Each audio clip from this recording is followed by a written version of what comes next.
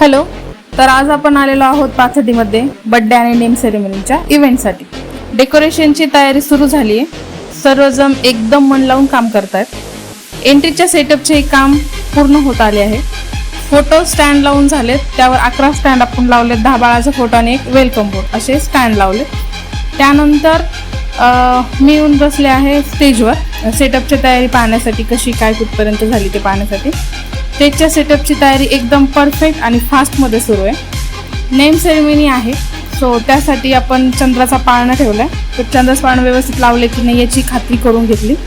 त्यानंतर केक कटिंगसाठी पहिला बड्डे आहे तर 1चा टेबल ठेवला आहे. तो 1चा टेबल ठेवला आहे की नाही व्यवस्थित याची खात्री करून घेतली.